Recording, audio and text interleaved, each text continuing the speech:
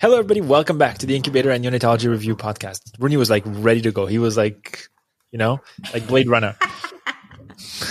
I got my days all wrong. I'm going to stop saying what date is. And so we're continuing cardiac embryology. Today we're talking about septation, Rooney. Yes. Yeah. Like I said, your favorite topic, right? That's right. Yeah. Anyway, so we did talk about, looping and kind of how the inflow and outflow tracks got closer together. Mm-hmm. Now, obviously, the next important part is septation, and we all know that frequent, VSDs, ASDs are amongst the most common congenital heart disease, and the decision making becomes even more hard when they actually have a bicuspid aortic valve thrown in there as part of an answer, because I believe that's actually even more common than a septation problem. So I'm not helping. I'm just confusing even more. Sorry, but we're going to try and sort that out. So cardiac septation. So there are three ways in which you can septate a lumen, right? One is that the two sides of a lumen start moving towards each other, and it kind of creates a ridge, and they start kissing in the middle, and it becomes septated. The other way is you basically have almost like a curtain that grows from one end down, or you have a ridge that starts, but then it doesn't move anymore and kind of stays, and you have growth around it. Yeah. So those are kind of the three ways in which you can septate.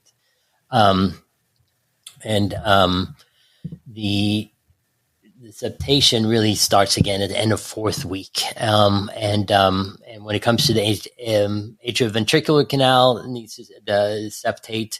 The atria needs to septate. The ventricles need to septate, and the truncus needs to septate. And they all occur somewhat in a similar way.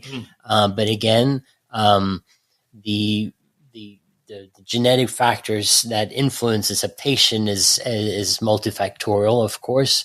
And it's really the atrioventricular canal has multiple aspects of its septation. So this the truncus. But I would say the atrioventricular canal and the endocardial cushions probably the most complex part of having all those things fused together when it comes to being complete. So let's start with the atria. Sure. Okay. And we have a picture here of the atria that is actually all the way down. Let me see. Anyway, so it starts with it's easy to get confused with the forms of the atrial walls that come down, and it starts with the septum primum. Okay, right. So the septum primum comes down, kind of like a blind, from the top of the common atrium. Again, the location of where exactly this septum primum comes down is very important. Exactly where it's initiated, which is obviously also, genetically kind of initiated exactly where it starts coming down. And the septum primum comes down and septates the left and the right atrium, but it doesn't complete the septation completely. At the bottom, it leaves a little bit of a gap, which is called the ostium primum. Okay. And whenever you have a ostium primum defect, that's associated with the lower part of the atrial septum, which closes as part of the endocardial cushion closing and common AV valve. For the people who are following with us on YouTube, you're showing us a picture where we see the septation happening really nicely. And it looks like there's almost two septum forming. Right? They are, yes. And we're just now talking about the blue one. And so we're talking about the blue one, which is the primum, right? Septum primum, yeah. And you're leaving, when you're saying, and we can see that you're saying it's leaving a little bit of a gap. You're talking about that little sort of gray area at the bottom. Yeah, the gray area that's just hashed. Yeah. Okay. And that's the ostium primum. Ostium primum. Yeah. Okay. So you have septum primum coming down, which is the blue one, leaves a little gap at the bottom, which won't be closed until the endocardial cushions close together. I see. Okay. So that's when, if you have an AV canal, it's like a slices of Swiss cheese. Yeah. Yes. So if you have an AV canal, you pretty much per definition have a ostium primum defect. Okay. So if someone tells you this is an ASD, but it's a primum defect, and you're like, oh, is it an AV canal? Is it a partial AV canal? Because whenever you hear that, you know that it's at the bottom of the atrium. Okay. And then you have a ostium secundum that's being formed again in the septum primum, right? So in the same septum, the blue one that came down, you have it kind of dissolves in the middle, right where that arrow is. You see that the little kind of holes that are forming right behind that arrow. That's the ostium secundum. Okay. And that's your classic kind of ASD defect, kind of middle of the septum defect. Okay. And then the green wall starts coming down, and that is your septum secundum. Okay. And the septum secundum then covers that the part of the ostium secundum as part of the septum primum, okay, which is part of the PFO. Okay, so when the septum secundum goes down and has a little defect at the end, or actually involutes too, that's what creates that PFO. Yeah, that flap. Basically. That flap. Yeah, basically. between the two septa, basically, right? That creates enough. There's enough of room between the two that it actually can allow passage of blood from one in a one-way valve fashion. Exactly. We're seeing nicely with that red arrow. Yes, exactly. And I think this image kind of shows exactly how it develops, how the PFO develops, and how that flap basically closes that the PFO, right? But if you have a large enough defect in the ostium primum, a secundum defect, then you will have an ASD. That's like completely covered by the septum secundum. Right. Okay. So that's your classic kind of atrial septum defect, which is a secundum defect. And so what happens there? Does that mean that the second septum is not developing? In a typical ASD, what exactly is the failure of the embryologic process? The failure is really for the secundum membrane to fully form and to cover and probably a larger ostium secundum on the primary septum. Does that make sense? Yeah. So you have the ostium primum you mentioned, which is the one at the bottom that's sort of connected to the AV valves, to the AV endocardial cushion. Sorry. Yeah. And then you have the secundum, which is a bunch of little holes. And if the septum secundum does not cover all these holes nicely and it leaves a few open, that's your typical ASD. Yeah. And normally it's not lots of little holes, even though it's kind of drawn here because that's how it. Or you should say it's a big larger hole, but it's not fully covered. Yeah. I see. Yeah. And that larger hole, even though it's called a secundum defects, it's in the primum wall. The hole is there. Yeah, that's why it's so confusing. That's why it's so confusing, and and that's and the septum secundum doesn't cover it completely. Yeah. Right. Okay, it's clear as mud. That Daphne says that all the time. but anyway, so I think it kind of puts into perspective the how different the pathogenesis of those two are. Yeah, no, but I mean, I think it's very clear, right? I think it's very clear because we have two septa. We have the whatever Latin primum and the secundum, right? And then we have these different defects, and then we have. Can we go over them? How do we call them again? Can we go over those names again? Yeah. So the blue one, which is the first one that starts septum, is a septum primum. Septum primum. Yeah. And in the septum primum, you have at the bottom foramen primum. Foramen primum. And then you have the secundum, which is actually in a normal embryology turns into the PFO, right? The ostium secundum, the ostium secundum. And then you have the septum secundum that's kind of come down as a curtain and create that. So it's either septum or ostium. Yeah. Ostium being the whole, septum being the membrane. The membrane. Correct. All right. Clear as mud. There you go. Okay. Where are we going next? So this is the septation of the atria. As part of this, I think it's important to realize that the bottom part of this atrial septum is going to be part of closing up of the atrioventricular cushions, right? So now we're going back to the AV cushions, and I'm on slide 58, and here you see again the two sides of the AV cushions, and AV cushions, it's really just cells proliferating and growing.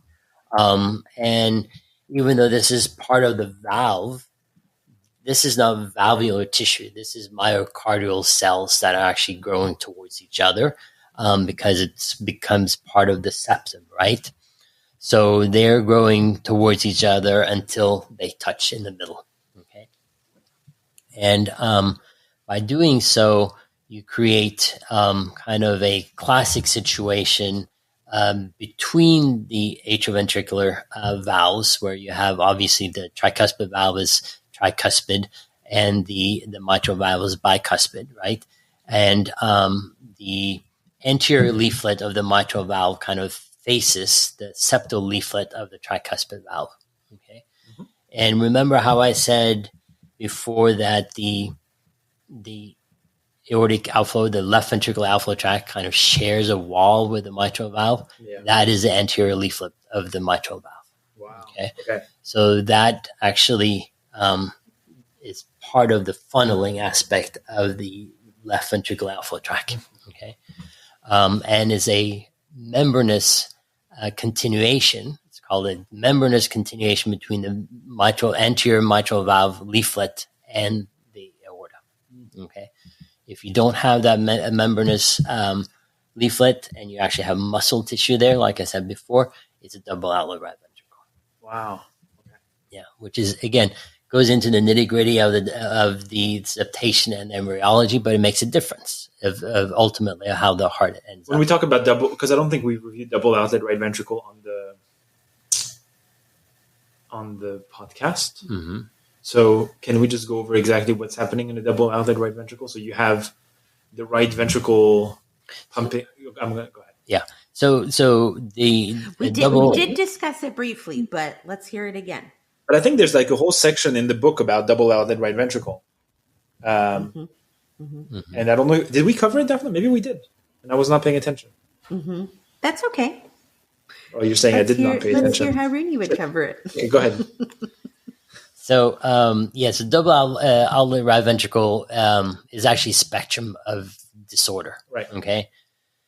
And the spectrum goes from a relatively simple cardiac defect where you have a tetralogy of Fallot type defect, right. Where you have a VSD.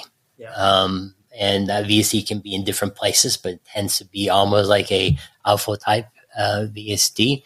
With maybe less of an overriding aorta as in tetralogy of Fallot. But the key there, if you see a TET-like image and you have a muscle tissue between the aorta and the anterior leaflet of the mitral valve, then that's the outlet right ventricle. But wouldn't that muscular tissue then create still a barrier? No, it doesn't. It's just that the aorta is embedded in the conotruncal tissue. Okay, that's per definition. However, because of that, the pathogenesis is different, right, from a normal tetralogy of Fallot, because in a tetralogy of Fallot, it's really a septation problem that has resulted in everything else. It's only a anteriorly malaligned VSD that is the cause of a tetralogy of Fallot. In a double outlet right ventricle, you have a deeper kind of septation problem as part of some form of defect in the conotruncal tissue, which should only embed the pulmonary artery. But in a double outlet right ventricle, also embeds the aorta. Because going back to that wedging situation? Kind of, yes. But because of that, you can have double outlet ventricle with transposition of the great arteries. Okay, and that's when it starts getting complicated, because you can have kind of alignment problems with the pulmonary artery. It can, remember how the pulmonary artery kind of migrated up leftwards anterior to the pulmonary to the aorta. It can be in any position to the degree that it's even also translocated. Got it.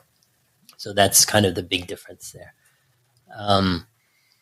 And we were talking about septation still of the endocardial cushions and AV canals. And if you go down to slide 62, then you see a perfect kind of final view of the septation of the atrioventricular valves, right? Where on the left you have a picture of a normal heart where you have that septation, and you see the mitral valve on the left, you're looking from above, and the tricuspid valve on the right. On the right, then you see a common AV valve which has not been septated. Yeah, okay. Like a big gaping hole. Exactly. And that septation, as I've mentioned, starts with endocardial cushions going together, but it needs the septum primum to also attach to the endocardial cushions. And so that you don't have a primum ASD, that needs to come all the way down. That's a different kind of mechanism than the endocardial cushions. Okay. And it seems like the endocardial, the AV area is really a concourse of different things that have to come together to form that endocardial cushion. So I think that's interesting. So you have that. So when we're talking about the prime, we're talking about the septum coming from the top, and then there's also contribution, I guess, from the ventricular. From the lower part of the ventricular septum too, which is very, again, like the medial walls of the muscular portion of the ventricle kind of expands upwards and then needs to close as part of that too. So you have the ventricular septum, endocardial cushions, septum primum, and then you have something else which is kind of interesting, which is the mesenchymal protrusion. Which slide are you on now? Let me see. I will find it for you, Ben. So if we can go to slide 80. Yeah. Okay. So we're talking about how the endocardial cushions come together. The ventricular septum and the comes from below, and the septum primum comes from above. Remember how I said earlier that you have the kind of primitive atrial atria. In this image, you see how the septum venosus kind of, or the comes into the back of the heart, where you have the right venous valve. This is then known as the kind of sinoatrial orifice. This is how the venous system connects to the heart on the right side. So this is where your superior vena cava and your inferior vena cava kind of starts communicating with your right atrium. Okay, and it comes in from the back. And just kind of takes over the backside of the atrium. Okay. Almost like it's fusing into the back of the atrium. Exactly. Or the posterior aspect, as the anatomists like to call it. Yes. Let's make sure we say it correctly. And this is known as the crista terminalis. And you can, down on the slide 81, you kind of see how the vein kind of takes over that aspect of the atrium. Yeah. And it incorporates the coronary sinus valve, which is then a right-sided structure, but it doesn't have to be. Like in heterotaxy, it can end elsewhere, but so it's not a definite right-sided structure. But for the most part, in a normal heart, obviously, the coronary sinus should end as part of the right atrium. Yeah. And then now get to the left side and how the pulmonary veins come into the left atrium, which is similar to the way the crista terminalis comes into the right side. You have something called a dorsal mesenchymal protrusion, which is a single vein that's going to become the four pulmonary veins. And it kind of comes in almost like a wedge as part, if you go to 83, you kind of see comes down as a wedge into the left atrium. And this dorsal mesenchymal protrusion actually comes all the way down and does the final closure of the endocardial cushion and the AV valves. Therefore, is it what's? I'm thinking very much in like constructor. Like I'm thinking of like fixing the hole in my house now. Yeah. But like, is the mesenchymal protrusion basically fixing that ostium primum in the end? Not necessarily the ostium primum, because the ostium primum kind of fixes itself. Fine. But it looks like it's ending in that vicinity. Exactly. But it actually does come in and kind of maybe exactly what it does, I don't know, but maybe does the final glue, right? Sure. But what it actually, that's why you can not seldom in heterotaxy syndrome see an association between a common AV valve and total anomalous pulmonary venous return. Okay, because you need that final push from the dorsal mesenchymal protrusion to close the common AV valve, and if you don't have it, there's a good chance you may have total anomalous pulmonary venous return, and you're not going to be able to close your AV valve because these are happening in sequence. So it means that the TAPVR would also almost mean that the process stopped early, and then the next part obviously will not. Yeah, exactly. And in a very similar way in which the kind of the sinus venosus kind of or the veins come in on the right side, it's similarly on the left side. This dorsal mesenchymal protrusion is kind of the pulmonary venous aspect of the left side and comes in. Right. And then it spreads out so that you have the four pulmonary veins. It becomes the back of the wall. Yeah. But it spreads out so you have the four veins that are separate. But that's why the left atrial wall is pretty much stuck to the most posterior part of your mediastinum. So if you were to, when you take a heart out of its, like inside it, you have to leave the left atrium in. You have to kind of cut it out, okay, because it's stuck in there.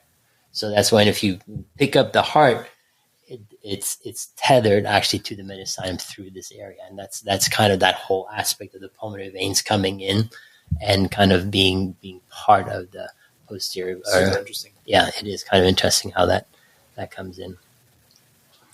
And then we are going to talk about septation of the truncus, right? So the conotruncal aspect of septation. So now we've septated the atria, we've septated the AV valves, we've septated, or we're about to septate the ventricles, and which is basically just muscle growth too. The truncus is its own kind of one vessel that goes up that needs to be septated into and divided into the aorta and the pulmonary artery. And it's mostly these conotruncal cells are also known as cardiac neural crest cells, which are regulated by Notch1. And as it separates, the the truncus, it actually does it like since the muscle below the truncus are proliferating and growing, it creates a spiral of septation, which is called the truncal ridges. As the truncal ridges come together, and you have growth of the right ventricle, you have movement of the conotruncal area. The pulmonary artery is kind of migrating forward. All this results in this kind of unique kind of funneling of the pulmonary artery and the aorta, and they twist around each other basically. The septation are the truncal ridges, which basically are growing towards each other, and ultimately end up kissing and separate the aorta and the pulmonary artery altogether. And I have some images here. You can kind of see kind of number 67, how it divides them together, and aorta and the pulmonary artery, and how that conotruncal cushion basically kind of divides the two separately. Mm-hmm.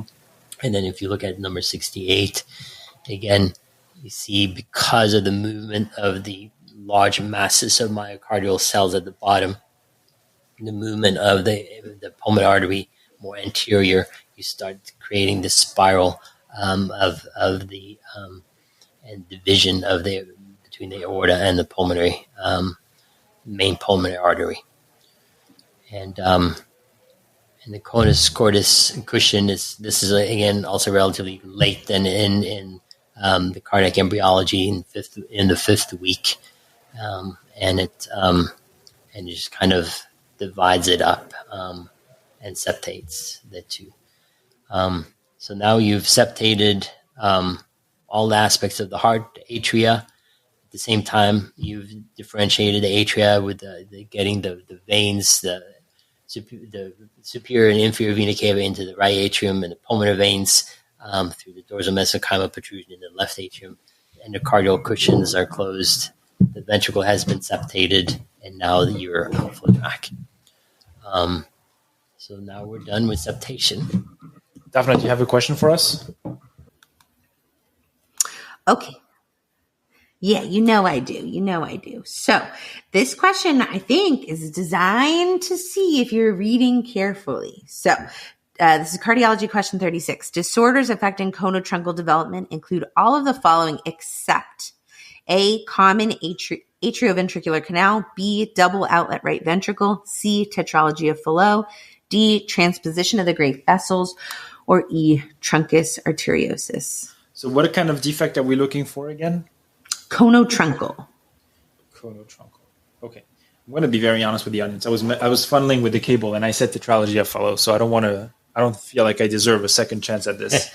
So I'm going to take the loss, as they say, and you're going to tell us why tetralogy of Fallot is not that. Okay. The answer is A, common atrioventricular canal. So, as a reminder, conotruncal defects occur when the normal development of the cardiac outflow tracts is disrupted, the conotrunkus. So in truncus arteriosus, the truncus does not divide, creating a single outflow from the heart. And transposition of the great vessels occurs when the aorta arises from the right ventricle and the pulmonary artery arises from the left ventricle during conotruncal development. In double outlet right ventricle, both great vessels arise from the right ventricle. Tetralogy of Fallot is, as you know, a constellation of 4 defects: pulmonary valve stenosis or atresia, right ventricular hypertrophy, a ventricular septal defect, and an overriding aorta. This also occurs during conotruncal defect. But the one that doesn't, the common atrioventricular canal, the AV canal, is a defect in atrioventricular septation. Your favorite part of the cardiac development. I don't know why that came about. That's never Rooney said that, and now it's stuck. It's stuck. It's stuck. I can just see your eyes glaze over. Yeah. I'm like, sure, my favorite guy. Why not? All right, everybody. Well, that's all we have for today. We'll see you guys tomorrow. Thank you. Bye, everybody. I've lost track of